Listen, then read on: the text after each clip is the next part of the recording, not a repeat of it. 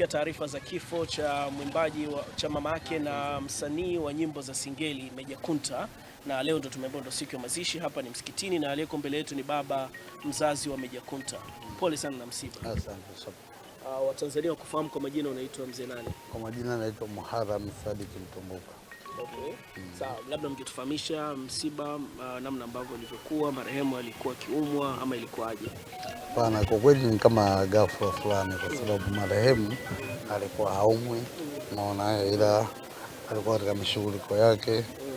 Kwa hiyo akawa amesafiri kwenda zake na ni huko Lindi, kwenye mazingira ya samaki Pwani.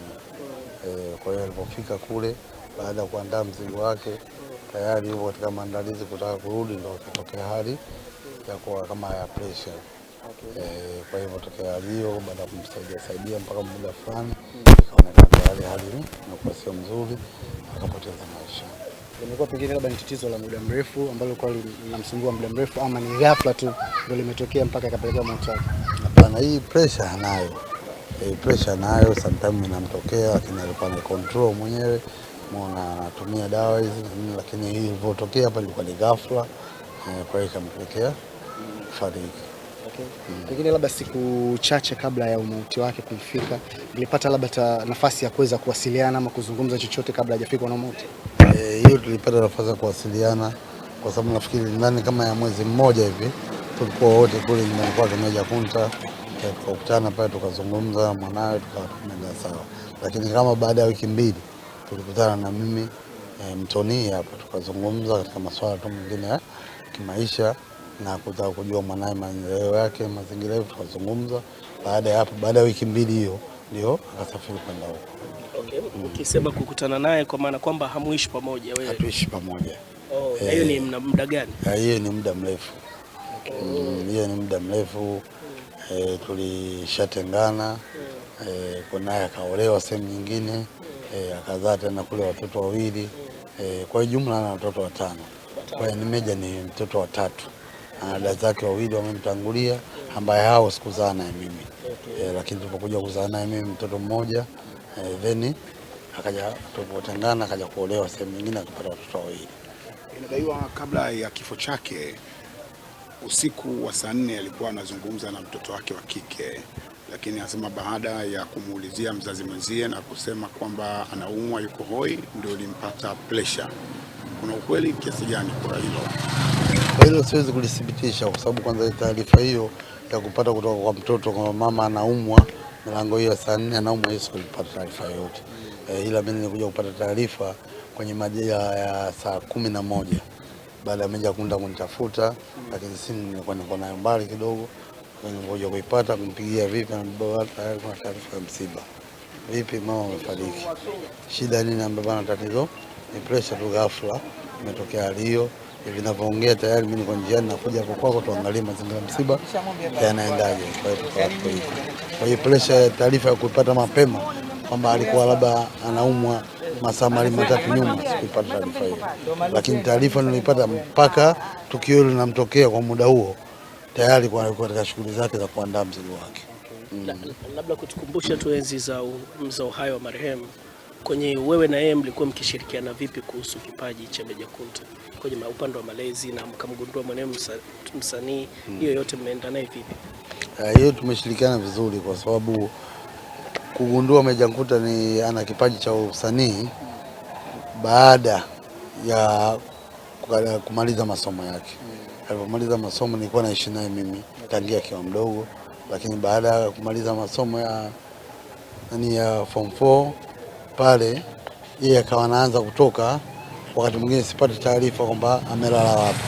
Kwa hiyo nilipokuwa nawasiliana na mama yake, amekuja huko, yuko huko na siku 2 siku 3. Kwa hiyo mimi alipomaliza masomo yake nilikuwa na maendeleo kuandaa masomo mengine. Kwa hiyo nilipomuuliza mazingira kwa niko vipi, na baba mimi kuna kitu nafanya nitakwambia. Lakini kwa kweli hakunikabili kuniambia kwamba bwana mimi ni msanii, hapana. Lakini nikaja kuzisikia nyimbo, naambia huyu bwana kijana wako. Baada ya kusikiza ni kweli, nikarudi nyumbani nikamwita, tukakaa. Mazingira nasikia sasa hivi unaingia hata usanii. Je, mazingira yako yakoje? Na baba nipe kama siku 2 3 4 nitakwambia.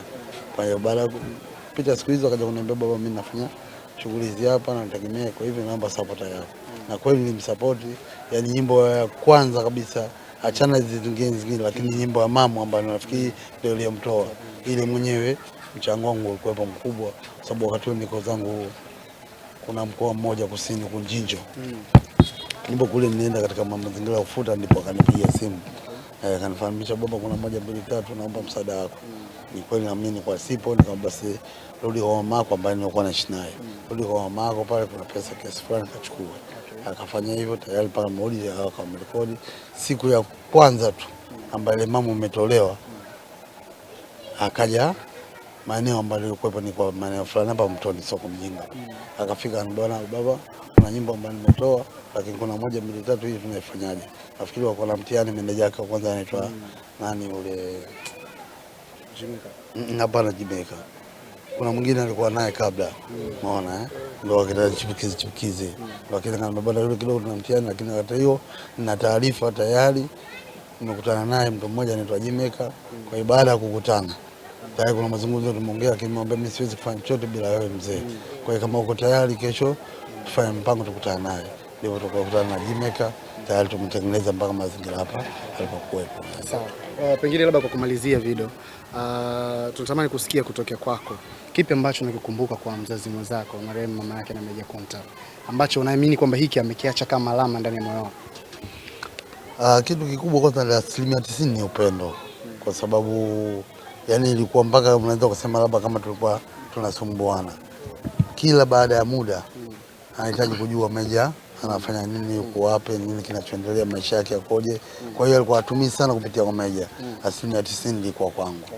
Kwa hiyo ni kitu amekiacha kuanzia Meja mwenyewe mpaka mimi tutamkumbuka katika hilo. Pole sana. Asante.